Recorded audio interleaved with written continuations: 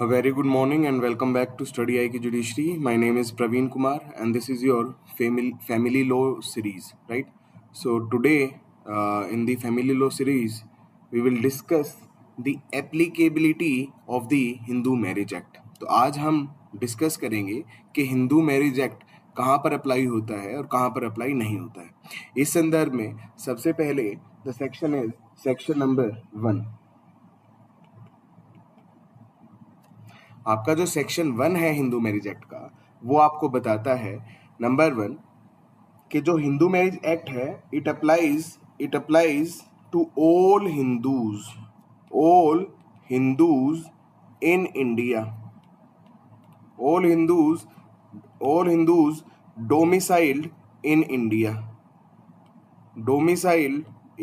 India. अब ये domicile का क्या मतलब होता है?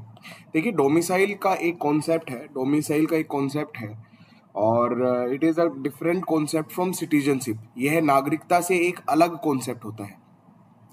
नागरिकता एक अलग चीज होती है, डोमिसाइल एक अलग चीज होता है। डोमिसाइल के अंदर क्या क्या चीजें रिक्वायरमेंट होती है, इसमें आपको बहुत डीप में नहीं जाना है, लेकिन मैं आपको फिर भी थोड़ा सा बताऊंगा with the help of the judgment. तो Hindus domicile in India whether they are present in India or not, so it also applies to Hindus who are domiciled in India but outside India. Now this is very important. तो देखिए, भारत के अंदर जितने भी Hindus हैं उनके ऊपर तो हिंदू मैरिज एक्ट लगता ही लगता है, लेकिन कुछ हिंदू ऐसे हैं जो भारत में डोमिसाइल्ड हैं लेकिन अभी बाहर हैं। देखिए, फॉर एग्जांपल कुछ लोग हैं जो कि लेट्स से रशिया घूमने के लिए गए हुए हैं, इंग्लैंड घूमने के लिए गए हुए हैं, या फिर अमेरिका घूमने के लिए गए हुए हैं, कनाडा घूमने के लिए गए हुए हैं, लेकिन उनका डोमिसाइल अगर इंडिया में है तो उन पे फिर भी हिंदू मैरिज एक्ट लगेगा। This is known as extra territorial operation.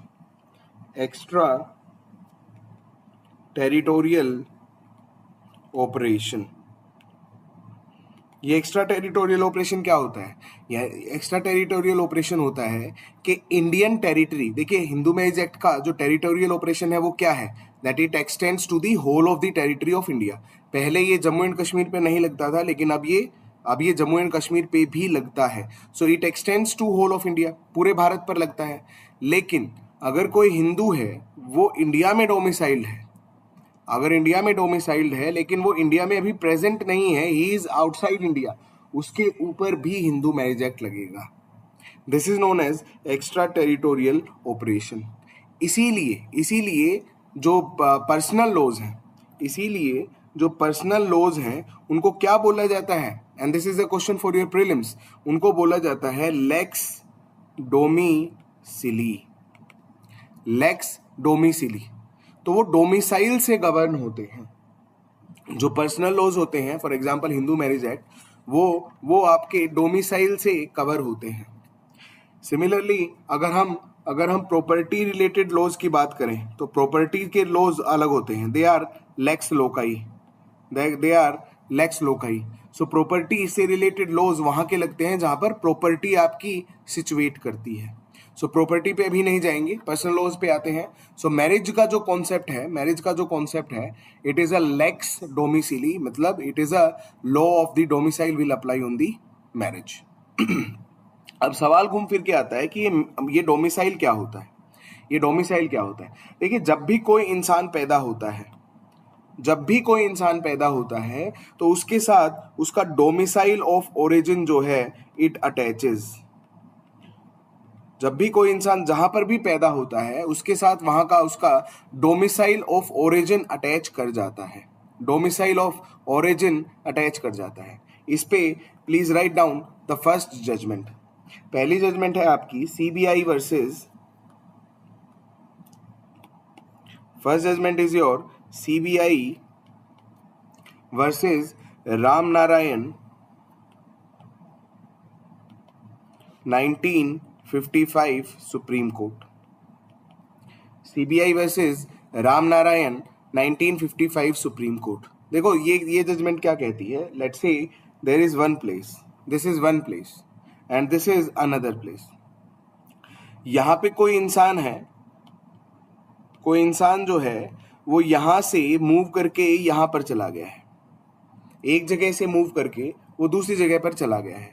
अब जब वो दूसरी जगह पर गया, he has no intention of settling down, यहां पर उसकी कोई सोच नहीं है कि मैं यहां पर सेटल डाउन हो जाऊं। दैट मीन्स वो वहां पर टेम्पररीली गया है। अगर ऐसी सिचुएशन होती है तो उसका जो ओरिजिन है वहीं का डोमिसाइल उसके साथ अटैच रहेगा। सो डोमिसाइल ऑफ ओरिजिन जो है वो उसके साथ अटैच रहेगा, यानी कि उसका डोमिसाइल कहाँ का माना जाएगा। अब वो देखो दूसरी जगह पे गया हुआ है, लेकिन वहां पर उसकी बसने की कोई सोच नहीं है, तो उसका जो डोमिसाइल है वो पहली जगह का ही मान लिया जाएगा। This is your CBI versus Ramnarayan.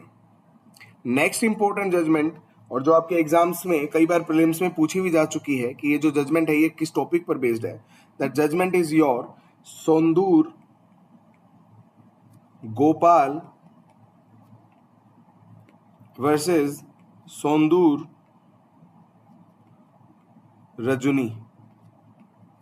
This is your 2013 supreme court, 2013 supreme court की है जजमेंट है। इस जजमेंट के अंदर सुप्रीम कोर्ट ने डोमिसाइल के अंदर दो असेंशियल इंग्रेडिएंट्स बताए कि वो दो कौन कौन सी चीजें हैं जो किसी भी इंसान के डोमिसाइल में रिक्वायरमेंट है। फर्स्ट जो चीज है that is your factum of residence, and जो सेकंड चीज है that is your intention to reside, that is your animus. तो देखिए डोमिसाइल का जो कॉन्सेप्ट है, पहली बात आपको बिल्कुल क्लियर दिमाग में बनाना है कि it is not a citizenship concept.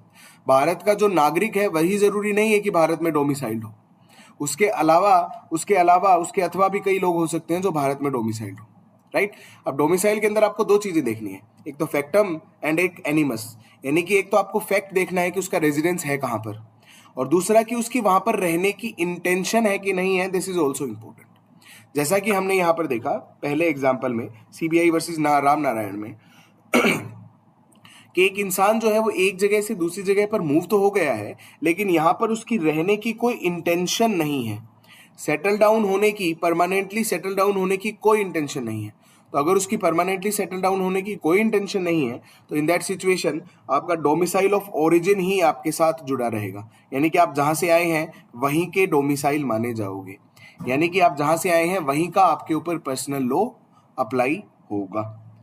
This is your extra territorial operation of your Hindu marriage act, and Hindu marriage act is your lex domicilii, यानी कि जहां का डोमिसाइल है वहां का मैरिज एक्ट आप पर लगेगा। तो अगर कोई भी हिंदू है जो भारत में डोमिसाइल्ड है लेकिन अभी के लिए वो बाहर गया हुआ है तो उसके ऊपर भी हिंदू मैरिज एक्ट लगेगा। This is your extra territorial operation. इसके अलावा अगर मैं टेरिटरी की बात करूं तो Hindu marriage act extends to the whole of the territory of India, पूरे भारत पर वो लगता है। 2015 से जो आपकी पहले जो है एक्सेप्शन थी दो जम्मू एंड कश्मीर के फेवर में, अब वो एक्सेप्शन नहीं है, अब Hindu marriage act applies to the whole of the India. This is your section 1 extra territorial operation. Next is your section 2 and this is the real section, really important section. आपके debates में या फिर आपके exam purpose से सबसे ज्यादा important जो section है that is your section number 2।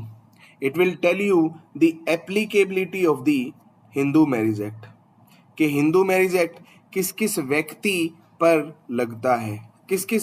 लगता है, देखो ये डिस्कशन स्टार्ट करने से पहले मैं आपसे दो प्रश्न पूछूंगा। पहला प्रश्न, क्या हिंदू मैरिज एक्ट केवल हिंदुओं पर लगता है? क्या हिंदू मैरिज एक्ट केवल हिंदूज पर लगता है? द आंसर इज नो, यह केवल हिंदू पर नहीं लगता है, हिंदू के अथवा भी है कई व्यक्तियों पर लगता है। क्वेश्चन नंबर 2, क्या हिंदू मैरिज एक्ट सभी हिंदू पर लगता है? जितने भी हिंदू हैं भारत में, क्या हिंदू मैरिज एक्ट हर एक हिंदू पर लगता है? Again the answer is no, सब हिंदू पर नहीं लगता है। कुछ हिंदू ऐसे भी हैं जिन पर हिंदू मैरिज एक्ट नहीं लगता है। अब जानेंगे अभी किससे कैसे पता चलेगा। ये जो है सेक्शन 2 में लिख रखा है। सबसे पहले you have to read section 2 clause 1। Section 2 clause 1 कहता है कि हिंदू मैरिज एक्ट इन 3 प्रकार के व्यक्तियों पर लगता है। हिंदू मैरिज एक्ट इन 3 प्रकार के व्यक्तियों पर लगता है। देखेंगे कौन कौन है वो व्यक्ति। सो क्लोज ए आपको बताएगा कि हिंदू मैरिज एक्ट लगता है उन व्यक्तियों पे जो कि हिंदू बाय रिलीजियन है, यानी कि जिनका धर्म हिंदू है उनके ऊपर हिंदू मैरिज एक्ट लगेगा। जिनका धर्म हिंदू है उनके ऊपर हिंदू मैरिज एक्ट लगेगा। अब जिनका धर्म हिंदू है उसमें सारी की सारी फॉर्म्स और डेवलपमेंट्स आ जाती हैं। हिंदू धर्म की देखिए खास बात यह है कि इसमें विभिन्न प्रकार की मान्यताएं हैं। तो जिसकी जो भी मान्यताएं हैं, अब इसमें 5 एग्जाम्पल्स इसमें दे रखे हैं, 5 एग्जाम्पल्स इसमें दे रखे हैं। दैट इज वीर शिवा, लिंगायत, आर्य समाज, ब्रह्मो समाज एंड प्रार्थना समाज। सो इन किसी भी समाज के लोग, किसी भी मान्यता के लोग, चाहे वो वीर शिवा हो, चाहे वो लिंगायत हो, चाहे आर्य समाजी हो, ब्रह्मो समाजी हो या प्रार्थना समाजी हो, कोई भी हो, अगर वो हिंदू धर्म के लोग हैं तो उनके ऊपर हिंदू मैरिज एक्ट लगेगा। सो पहले लोग कौन हो गए हैं? Hindu by religion. अब इसमें क्लोज बी देखो क्या कहता है। क्लोज बी क्या कहता है कि ये केवल हिंदू धर्म के लोगों पर नहीं लगता है, it also applies to Buddhism, Jainism and Sikhism by religion. तो अगर दिस इज नंबर 2, 3 एंड 4, तो अगर कोई बुद्धिज्म धर्म का इंसान है, अगर कोई जैनिज्म धर्म का इंसान है या कोई सिख धर्म का इंसान है, तो उसके ऊपर भी हिंदू मैरिज एक्ट लगेगा, उसके ऊपर भी हिंदू मैरिज एक्ट लगेगा। तो ये हो गए हैं 4 प्रकार। अभी कहानी खत्म नहीं हुई है, अभी आगे देखते हैं clause C, any other person. Now this is very important. कोई भी और इंसान है उसके ऊपर भी हिंदू मैरिज एक्ट लग जाएगा अगर 2 बातें साबित हो जाती हैं। पहली बात क्या है? If he is not Muslim, Parsi, Christian और जीयूस। अगर वह इन 4 धर्म के अंदर अप्लाई नहीं करता है, अगर वह मुस्लिम नहीं है, अगर वह पारसी नहीं है, अगर वह क्रिश्चियन नहीं है और अगर वह ज्यू नहीं है, तो हम मान लेंगे कि उसके ऊपर भी हिंदू मैरिज एक्ट लगेगा, चाहे वो कोई भी इंसान हो। लेट्स से कोई अनाथ इंसान है, उसका ये नहीं पता है कि उसका क्या धर्म है, उसका ये धर्म नहीं पता है उसका क्या धर्म है, लेकिन ये पता है कि भाई ये मुस्लिम नहीं है, ये पारसी भी नहीं है, ये क्रिश्चियन भी नहीं है और ये ज्यू भी नहीं है, तो उसके ऊपर भी हिंदू मैरिज एक्ट लग जाएगा। अगर वह इंसान कहता है कि नहीं, मुझ पे हिंदू मैरिज एक्ट नहीं लगना चाहिए, तो उसको साबित करना पड़ेगा। So second point is unless he proves that HMA doesn't apply to him. तो उसको यह साबित करना पड़ेगा कि हिंदू लॉ जो है उसके ऊपर अप्लाई नहीं होता है। उसको यह प्रूव करना पड़ेगा कि उसके ऊपर हिंदू मैरिज एक्ट या फिर हिंदू लॉ अप्लाई नहीं होता है। He is governed by some other law. कुछ और कस्टम्स हैं जो उस पे लगते हैं, कोई और कानून है जो उस पे लगता है। तो कोई भी अगर व्यक्ति, अगर वो मुस्लिम, पारसी, क्रिश्चियन और ज्यू नहीं है, तो उसके ऊपर हिंदू मैरिज एक्ट लग जाएगा। लेकिन अगर वह चाहे तो वह खुद साबित कर सकता है कि उसके ऊपर हिंदू मैरिज एक्ट ना लग करके कोई और कस्टम या यूसेज लगना चाहिए, कोई और कस्टम या फिर यूसेज लगना चाहिए। So this is your section 2 clause 1। 2 clause 1 आपको बताएगा कि हिंदू मैरिज एक्ट किस किस पर लगता है। हमने इसमें 5 कैटेगरी के लोग देखे, पहले हिंदू, जिनका धर्म हिंदू है, जिनका धर्म बुद्धिज्म है, जिनका धर्म जैनिज्म है, जिनका धर्म सिखिज्म है, या फिर एनी अदर पर्सन, कोई और व्यक्ति है लेकिन उसका धर्म मुस्लिम नहीं है, पारसी नहीं है, क्रिश्चियन नहीं है, ज्यू नहीं है, तो उनके ऊपर भी हिंदू मैरिज एक्ट लगेगा। अब देखिए, लेकिन यहां पर कहानी खत्म नहीं हुई है। There is section 2 clause 2 also. अब 2 क्लोज 2 आपको बताएगा कि हिंदू मैरिज एक्ट किसके ऊपर नहीं लगता है, सेक्शन 2 क्लोज 2 कहता है कि हिंदू मैरिज एक्ट जो है वो शेड्यूल्ड ट्राइब्स पर नहीं लगते हैं as defined under article 366 clause 25 of the constitution of India. So भारत के संविधान अनुच्छेद 366 क्लोज 25 के अंदर शेड्यूल्ड ट्राइब्स डिफाइंड हैं। तो जो वो शेड्यूल्ड ट्राइब्स हैं उनके ऊपर, अब वो हिंदू हैं, देखो यहां पर आपको एक पॉइंट समझना पड़ेगा कि शेड्यूल्ड ट्राइब्स जो है वो हिंदू धर्म में ही आती हैं, उनका धर्म हिंदू ही है, लेकिन उनके ऊपर हिंदू मैरिज एक्ट नहीं लगता है। तो उनके ऊपर क्या लगता है? They are governed by their own customs and usages. उनके खुद के कस्टम्स उनके ऊपर लगते हैं, उनके ऊपर हमने तो देखो, जब भारत का पार्लियामेंट जो है हिंदू मैरिज एक्ट बना रहा था तो उन्होंने शेड्यूल्ड ट्राइब्स को डिस्टर्ब नहीं किया। शेड्यूल्ड ट्राइब्स के अलावा जितने भी हिंदू हैं उनके लिए उन्होंने कोडिफाई कर दिया कि भाई इनके सबके जो हिंदू लॉ है, एंशियंट हिंदू लॉ है, चलो इसको लिख देते हैं। लेकिन शेड्यूल्ड ट्राइब्स के अंदर इतने वेरिएबल कस्टम्स थे, हर ट्राइब का एक अलग अलग कस्टम था, तो इन्होंने पार्लियामेंट ने उनको टच नहीं किया। उनके लिए एक एक्सेप्शन क्रिएट कर दी है कि जो शेड्यूल्ड ट्राइब्स हैं वो उनके कस्टम्स और यूसेजेस से ही गवर्न होंगे। अब इसकी एक एक्सेप्शन भी है।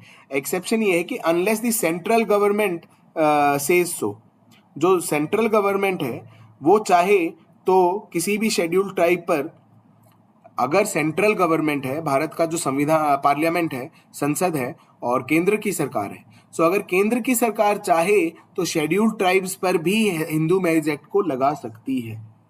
अगर केंद्र की सरकार चाहे तो शेड्यूल्ड ट्राइब्स पर भी हिंदू मैरिज एक्ट वह लगा सकती है। पर आपको इसमें नहीं जाना है कोई कौन सी ट्राइब पर लगा दिया है, कौन सी ट्राइब पर लगा सकती है। आपको मेन रूल याद रखना है दैट जो भी शेड्यूल्ड ट्राइब्स हैं आर्टिकल 366 क्लोज 25 में डिफाइंड है, उनके ऊपर हिंदू मैरिज एक्ट नहीं लगता है। अब इसका कंक्लूजन क्या निकला?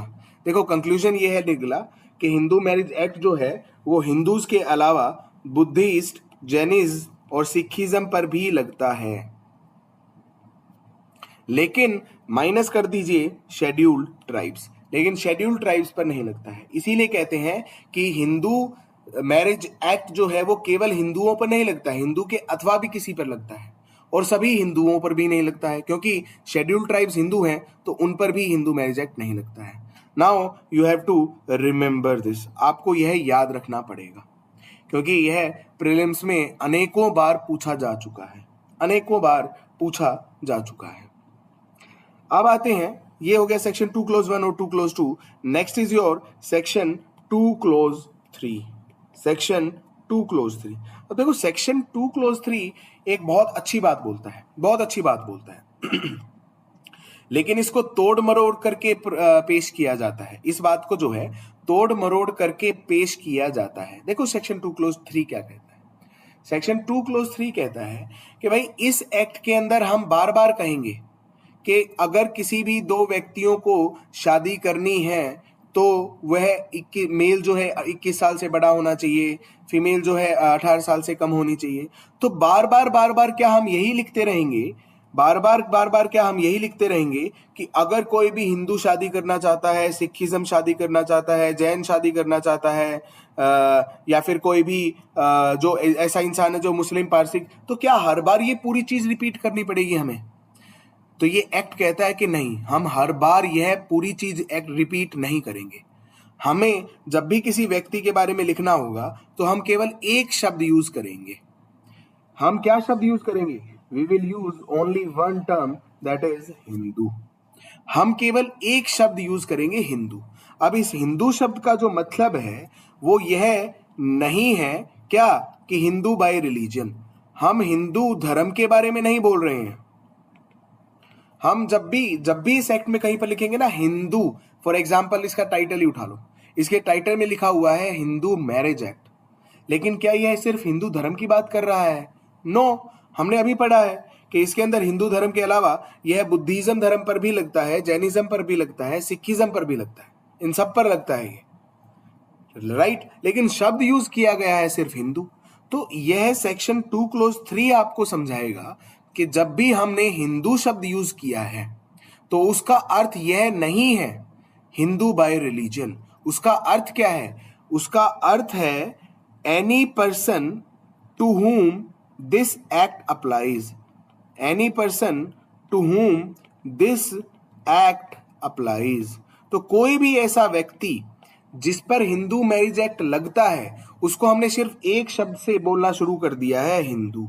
लेकिन इसका मतलब यह नहीं है कि वह हिंदू धर्म है। अब देखो कुछ लोग इसको तोड़ मरोड़ करके ऐसे पेश करते हैं कि बुद्धिज्म जो है वो तो अलग से धर्म है ही नहीं, सिखिज्म जो है वो अलग से धर्म है ही नहीं, जैनिज्म जो है वो अलग से धर्म है ही नहीं, ये सारे तो हिंदू में ही आते हैं।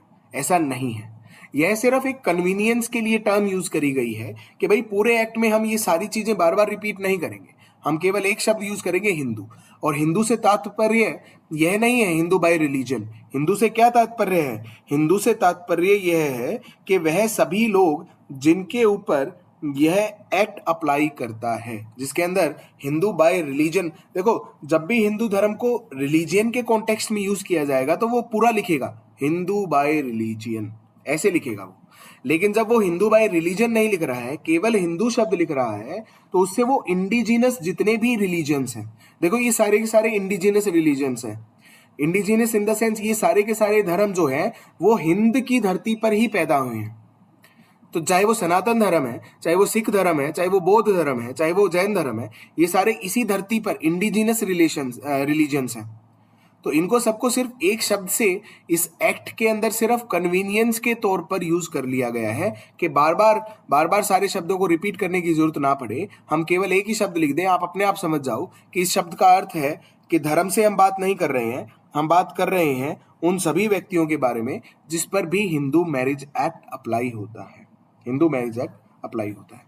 So this is your applicability of the Hindu marriage act. तो हिंदू मैरिज एक्ट किस किस पर अप्लाई होता है? आपको याद रखना है कि हिंदू धर्म पर, बुद्ध धर्म पर, जैन धर्म पर, सिख धर्म पर भी अप्लाई होता है, लेकिन शेड्यूल्ड ट्राइब्स पर अप्लाई नहीं होता है। लेकिन हिंदू जो शेड्यूल्ड ट्राइब्स हैं उन पर अप्लाई नहीं होता है। और जब भी अब आगे हम जो है हिंदू शब्द यूज करेंगे तो आपको जो है उसमें ये नहीं सोचना हिंदू धर्म, नहीं, आपको क्या सोचना है कि वो सभी लोग जिन पे हिंदू मैरिज एक्ट अप्लाई होता है। ठीक है, अब देखो अभी भी सेक्शन 2 कंप्लीट नहीं हुआ है, अभी बच गई है हमारी सेक्शन 2 क्लोज 1 की एक्सप्लेनेशन। सेक्शन 2 क्लोज 1 की एक्सप्लेनेशन। अब ये एक्सप्लेनेशन क्या कहती है? सेक्शन 2 क्लोज 1 की एक्सप्लेनेशन कहती है कि भैया अब हमने ये तो बता दिया कोई भी व्यक्ति जो हिंदू धर्म से बिलोंग करता है, या कोई भी व्यक्ति जो बुद्ध धर्म से करता है, जैन धर्म से करता है, सिख धर्म से करता है, लेकिन सवाल यह है कि आप किसी भी व्यक्ति का धर्म कैसे पता लगाएंगे? And this is common to every other religion also, हर अलग धर्म के लिए भी यह वैलिड है। तो आप किसी भी व्यक्ति का धर्म कैसे पता लगाएंगे? कैसे पता लगाएंगे कि इस व्यक्ति का धर्म क्या है?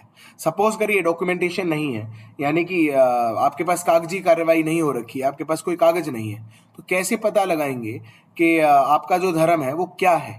तो उसके लिए देखो सेक्शन 2 क्लोज 1 आपकी हेल्प करेगा एक्सप्लेनेशन। एक्सप्लेनेशन के अंदर आपको 3 तरीके बताए गए हैं। पहला तरीका तो ये है कि अगर माँ और बाप दोनों सेम धर्म के हैं, लेट्स से कि फादर भी हिंदू है और मदर भी हिंदू है, दोनों सेम रिलीजन के हैं, तो बच्चे का जो धर्म है that will be decided by birth, वो बाय बर्थ हिंदू हो जाएगा। और जब मैं हिंदू कह रहा हूं दैट मीन्स हिंदू भी हो सकता है, बुद्धिज्म भी हो सकता है, सिखिज्म भी हो सकता है, जैनिज्म भी हो सकता है, कोई भी हो सकता है। तो अगर माँ और बाप का धर्म दोनों का हिंदू है तो फिर कोई डाउट ही नहीं है, बच्चा जो है वो बाय बर्थ हिंदू हो गया है। नंबर 2 इशू जब आता है जब एक पेरेंट तो हिंदू है, लेट्स से कि फादर तो हिंदू है लेकिन मदर जो है वो किसी और रिलीजियन की है, लेट्स से मुस्लिम है, क्रिश्चियन है, ज्यू है, पारसी है, कुछ भी है। अब ऐसी सिचुएशन में बच्चे का क्या धर्म माना जाएगा? सो इन दैट सिचुएशन यह देखा जाएगा कि उसका पालन पोषण कैसे हुआ है, उसका पालन पोषण किस धर्म के अनुसार हुआ है, which means by brought up. इसको हम अंग्रेजी में कहते हैं बाय ब्रोट अप। कि भैया आपको यह देखना है कि बच्चे का पालन पोषण कैसे हुआ है। अब यह देखने के बहुत आसान तरीके हैं, उसका नाम क्या है, उसका सरनेम क्या है, ठीक है, उसने जनेऊ पहन रखा है कि नहीं पहन रखा है, रीति रिवाज उसने क्या फॉलो किए हैं, राइट, और क्या हो सकता है कि वो कौन से त्योहार मनाता है, ठीक है, वो कपड़े कैसे पहनता है, जब जब उसके परिवार में किसी की डेथ हुई थी तो क्या उसने हवन किया था कि नहीं किया था, उसका मुंडन बचपन में हुआ था कि नहीं हुआ था। तो यह ब्रॉट अप यानी कि रीति रिवाजों से भी पता लगाया जा सकता है। And this is not very difficult, ये बहुत मुश्किल नहीं है। इस पे मैं आपको एक बहुत ही लैंडमार्क जजमेंट भी बताऊंगा, राइट। अब ये दोनों चीजें हमने कर ली हैं। पहला तो हो सकता है कि आप जन्म से हिंदू हो अगर आपके दोनों माँ बाप हिंदू हैं। दूसरा ये है कि आप पालन पोषण से हिंदू हैं अगर आपका कोई भी एक पेरेंट हिंदू है। तीसरा जो है तीसरा जो है जजमेंट, सॉरी, तीसरा जो केस है, third case is the conversion और रिकन्वर्जन टू हिंदुइज्म। कन्वर्जन और रिकन्वर्जन टू हिंदुइज्म, यानी कि कोई भी व्यक्ति अगर हिंदू धर्म में कन्वर्ट हो गया है किसी और धर्म से, या फिर वो वापस ही हिंदू बन गया है। देखो, हिंदू धर्म की एक बहुत खास बात है, वो ये मान करके चलती है कि सारे लोग ही हिंदू हैं, सारे लोग ही हिंदू हैं। इसीलिए कन्वर्जन का कोई रीति रिवाज है ही नहीं। ऐसा कोई भी रीति रिवाज नहीं है जो आपको परफॉर्म, जैसे मान लो अगर आपको इस्लाम धर्म कबूल करना है तो आपको कलमा पढ़ना पड़ेगा। देर आर 6 कलमास, 6 कलमा पढ़ने पड़ेंगे और भी कुछ कुछ करना पड़ेगा, ठीक है। लेकिन हिंदू धर्म में वापस आने के लिए, यानी घर वापसी जिसको हम बोलते हैं, उसका कोई रीति रिवाज नहीं है। आपको कुछ करना नहीं पड़ता है हिंदू धर्म में आने के लिए। क्यों? क्योंकि हम एसेंशियली, देखो अगेन मैंने आपको पहले भी बताया है कि हिंदू धर्म जो है वो रिलीजन जो शब्द है, रिलीजन शब्द के पैमाने में हिंदू धर्म को नहीं नापा जा सकता है, क्योंकि ये तो एक जीवन जीने का तरीका है। इसमें अलग अलग मान्यता के लोग हैं, सबको हिंदू माना जाता है। कोई शिव को मान रहा है, कोई विष्णु को मान रहा है, कोई किसी को भी मान रहा है, सब हिंदू माने जाते हैं, ठीक है। तो कन्वर्जन या रिकन्वर्जन का कोई एज सच कोई रीति रिवाज नहीं है कि आपको हवन करना पड़ेगा, आपको कुछ करना पड़ेगा। ऐसा कुछ करने की जरूरत नहीं है, ऐसा कुछ करने की जरूरत नहीं है। लेकिन फिर आप पता कैसे लगाओगे कि आप कन्वर्ट हो गए हो कि नहीं कन्वर्ट हो गए हो? आप पता कैसे लगाओगे कि कन्वर्ट हो गए हो कि नहीं कन्वर्ट हो गए हो? तो इस पे write down one judgment. Conversion के ऊपर, कन्वर्जन टू हिंदुइज्म पे there is a landmark judgment, पीरूमल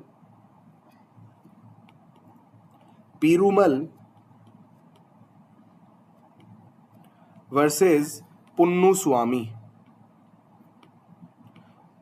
पुरूमल versus Ponnuswami, 1971 supreme court, 1971 supreme court.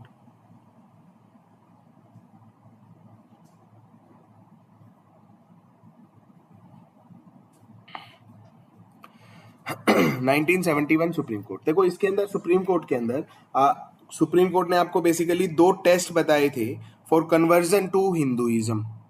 पहला जो टेस्ट है दैट इज योर कन्वर्जन। लेकिन कन्वर्जन करनी कैसे है, आपको हिंदू धर्म में कैसे कन्वर्ट होना है?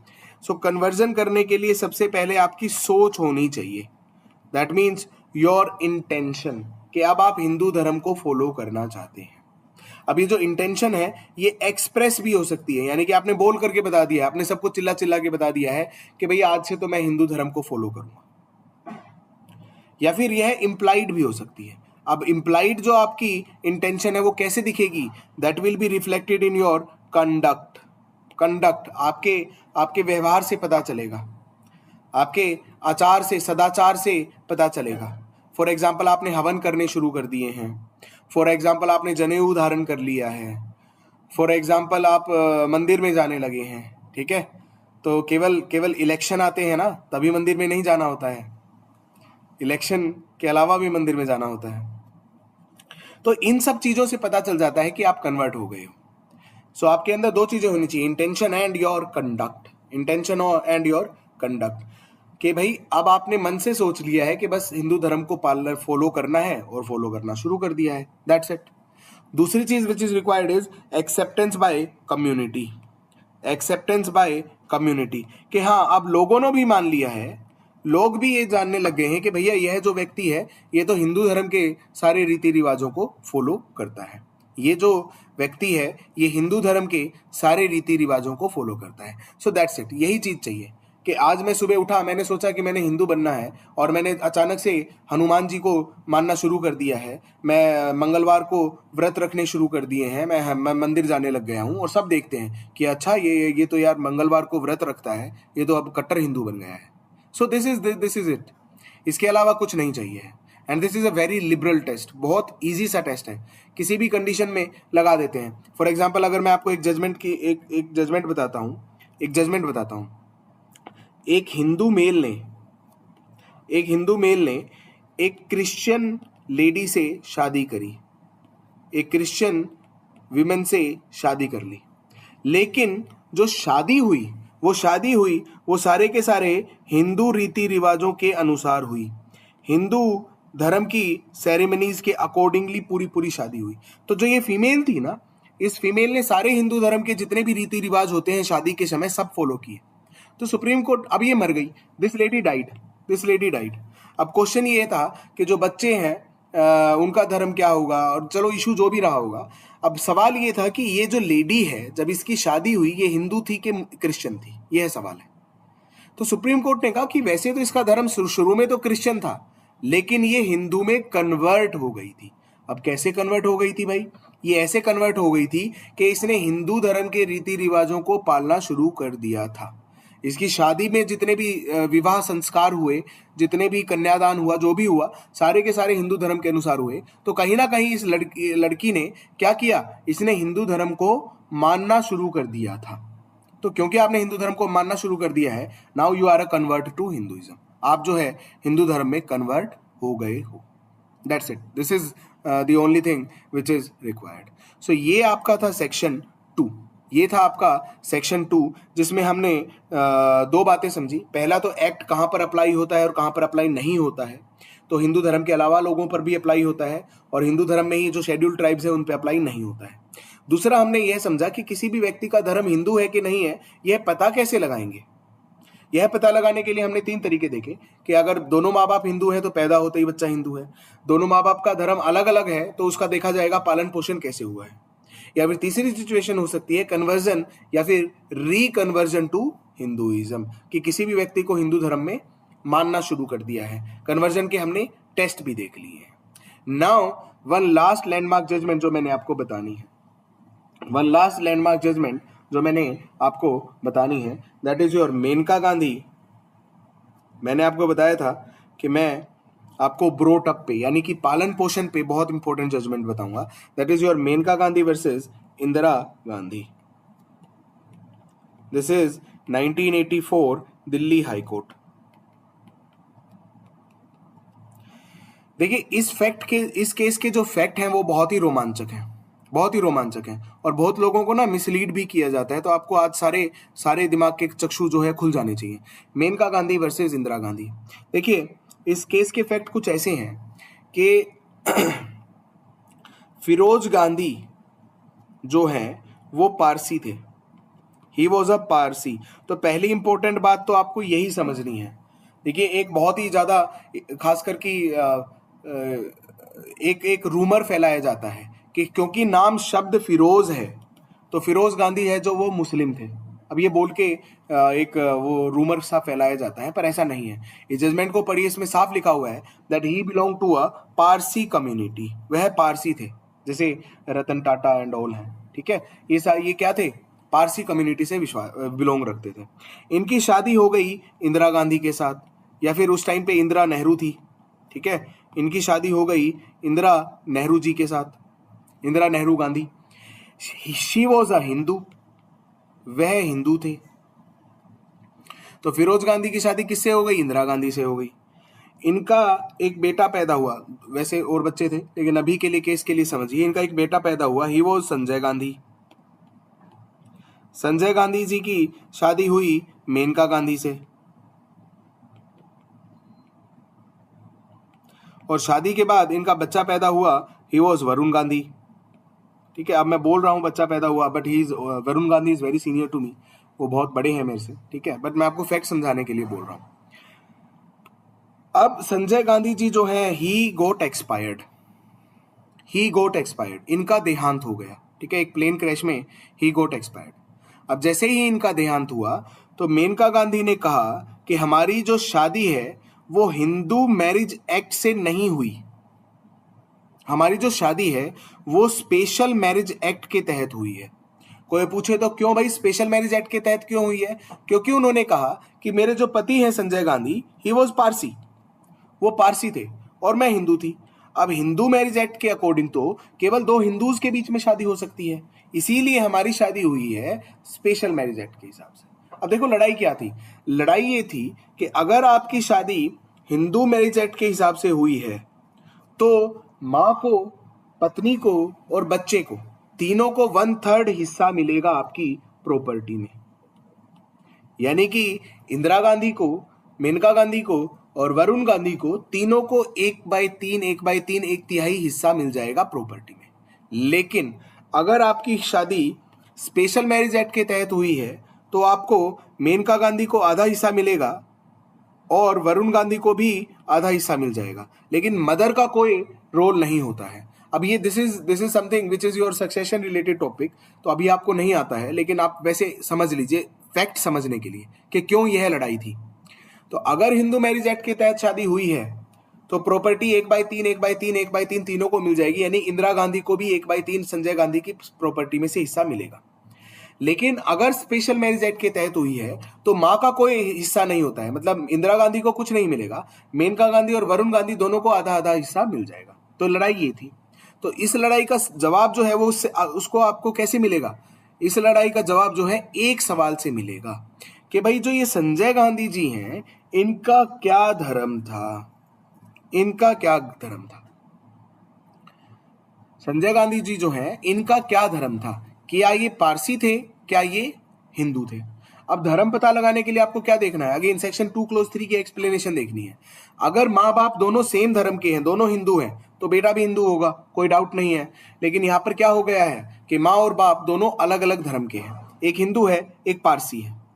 अब आपको रूल नंबर 2 पर आना पड़ेगा, यानी आपको ये देखना पड़ेगा कि उसका पालन पोषण कैसे हुआ है। इस केस के अंदर कोर्ट ने बहुत साफ स्पष्ट शब्दों में कहा कि Sanjay Gandhi was openly brought up as Hindu, he was openly brought up as Hindu. देखिए कोर्ट ने कहा कि ऐसा नहीं है कि संजय गांधी का पालन पोषण हिंदू की तरह हुआ है, नहीं, उसका तो खुलेआम हिंदू की तरह हुआ है। सारे हवन कीर्तन किए गए हैं, उसका नाम देखिए आप, हिज नेम इज संजय, और भी जितने भी रीति रिवाज हिंदू धर्म के होते हैं, हवन यज्ञ होते हैं, जितने भी संस्कार होते हैं, सब कुछ खुलेआम जो है संजय गांधी जो है वो हिंदू की तरह उनका पालन पोषण हुआ है। तो कोई संदेह नहीं है इस बारे में कि संजय गांधी जो है हिंदू थे, और चूंकि वो हिंदू थे तो शादी कैसे हुई है? शादी हुई है हिंदू मैरिज एक्ट के तहत, और क्योंकि शादी हुई है हिंदू मैरिज एक्ट के तहत, इसका मतलब 1/3 हिस्सा तीनों को मिलेगा। अब देखो इसके बाद क्या हुआ, इसके बाद ये हुआ कि इंदिरा गांधी जी ने जो ये लिटिगेशन है, केस जो है ये पूरा लड़ करके जीता। It went to supreme court also, supreme court में भी अपील गई थी, it was dismissed. Indira Gandhi ji ने संजय गांधी जी की 1/3 प्रॉपर्टी को जीता। पूरा केस लड़के अंत तक लड़ा केस, पूरा केस लड़ करके जो है संजय गांधी की 1/3 प्रॉपर्टी किसको मिली? इंदिरा गांधी जी को मिली, और 1/3 जो है वरुण को मिली, और 1/3 जो है मेनका जी को मिली। इसके बाद इंदिरा गांधी जी ने अपनी जो 1/3 प्रॉपर्टी थी जो संजय गांधी से उनको आई थी, she relinquished it in favour of Varun Gandhi. उसने अपना 1/3 हिस्सा भी वरुण गांधी को दे दिया। तो इट मींस इंदिरा गांधी जी के लिए तो यह लड़ाई प्रॉपर्टी की नहीं थी, इंदिरा गांधी जी के लिए यह लड़ाई थी कि भाई संजय गांधी का धर्म क्या है। संजय गांधी का धर्म हिंदू है, ठीक है, बिकॉज क्योंकि उन्होंने ही उनका पालन पोषण बिल्कुल ओपनली हिंदू की तरह किया था। उनके लिए लड़ाई प्रॉपर्टी की नहीं थी, प्रॉपर्टी तो उन्होंने फिर भी अपने पोते को ही देनी थी, ठीक है, वरुण गांधी को ही उन्होंने अपनी 1/3 प्रॉपर्टी जो है दे दी। But the fight was not about property, ठीक है, प्रॉपर्टी की लड़ाई नहीं थी। And this was her greatness, this was her greatness. चलो now coming back to today's topic. तो आज हमने सेक्शन 2 और सेक्शन 1 जो है हिंदू मैरिज एक्ट का कंप्लीट किया। सेक्शन 1 और सेक्शन 2 हमने कंप्लीट कर लिया। सेक्शन 1 में हमने पहले देखा टेरिटोरियल एप्लीकेशन, जो कि पूरे के पूरे भारत पर लगता है और जम्मू कश्मीर पर भी अब लगता है। दूसरा हमने देखा extra territorial operation. Extra territorial operation में हमने देखा कि जो हिंदू भारत में डोमिसाइल्ड है, चाहे वो भले ही किसी दूसरे देश में गए हुए हैं, लेकिन अगर उनका डोमिसाइल भारत में है तो वो उनके ऊपर भी हिंदू मैरिज एक्ट लगेगा। डोमिसाइल के 2 टेस्ट होते हैं, फैक्टम एंड एनिमस। पहले आपको रेजिडेंस देखना है उसका, और उसका इंटेंशन टू रिजाइड देखनी है कि वो उसके सोच कहां है रहने की। फिर हमने सेक्शन 2 किया, applicability of the Hindu marriage act, कि किन किन लोगों पर लगता है। तो हमने देखा कि यह हिंदूज के अलावा बुद्धिज्म, जैनिज्म और सिखिज्म पर भी लगता है, और हिंदूज में ही शेड्यूल्ड ट्राइब्स पर नहीं लगता है। फिर हमने ये भी देखा कि किसी भी व्यक्ति का धर्म हिंदू है कि नहीं है यह पता लगाने की, और हिंदू से जब मैं कह रहा हूं तो किसी भी व्यक्ति का अगर धर्म बुद्धिज्म है कि नहीं है वो भी पता लगाने के सेम टेस्ट है, जैनिज्म है कि नहीं है वो भी पता लगाने के सेम टेस्ट है। और वो सेम टेस्ट क्या है? अगर माँ बाप सेम है तो पैदा होते ही पता चल जाएगा। माँ बाप का धर्म अलग अलग है तो फिर आपको क्या देखना पड़ेगा कि उसका पालन पोषण कैसे हुआ है। या फिर अगर किसी और धर्म से थे तो आप कन्वर्ट हो गए हैं या फिर रिकन्वर्ट हो गए। रिकन्वर्ट होता है कि पहले हिंदू थे, फिर मुस्लिम बन गए, फिर वापस हिंदू बन गए, ठीक है, दिस इज रिकन्वर्जन। कन्वर्जन हिंदू में कोई रीति रिवाज, कोई प्रथा, कोई तंत्र मंत्र, हवन यज्ञ, किसी की भी आवश्यकता नहीं है। केवल आपको हिंदू धर्म को मानना शुरू कर देना है, उसी धर्म से, उसी दिन से आप हिंदू बन जाएंगे, ठीक है। So that's it for today. Tomorrow we will move on to section 3। Section 3 के जो डेफिनेशंस हैं, खास करके 3 मोस्ट इंपॉर्टेंट डेफिनेशन। पहली डेफिनेशन कस्टम की, कस्टम के बारे में हमने कुछ पढ़ा भी था पहले सेशन में। उसके अलावा सपिंडा और प्रोहिबिटेड जो रिलेशनशिप्स हैं वो हम नेक्स्ट सेशन में देखेंगे। So till then have a very good day. In fact weekend भी आ रहा है, and see you on the next session. Now I will take up the doubts in the comment section. अगर कोई डाउट है तो आई विल टेक अप। ब्रह्म समाज हाँ जी, सब पर लागू होगा, सब पर लागू होगा। ठीक है ठीक है ठीक है। बोन हिंदू लॉ इंडिया में एप्लीकेबल है ना कि ओनली यूपी? ठीक है सर, इंडिया में एप्लीकेबल है। Please make lecture on Hindu property law also. तो इंडियन लॉ एडवाइजर जी थोड़ा समय लगेगा, ठीक है। We will cover the entire personal law, पूरा पर्सनल लॉ हम कवर करेंगे, लेकिन हम डेली जो है थोड़ा आगे बढ़ेंगे। तो अभी हमने हिंदू मैरिज एक्ट स्टार्ट किया है, उसके बाद हम प्रॉपर्टी भी करेंगे। Thank you thank you thank you thank you thank you. चलो, so bye bye and take care.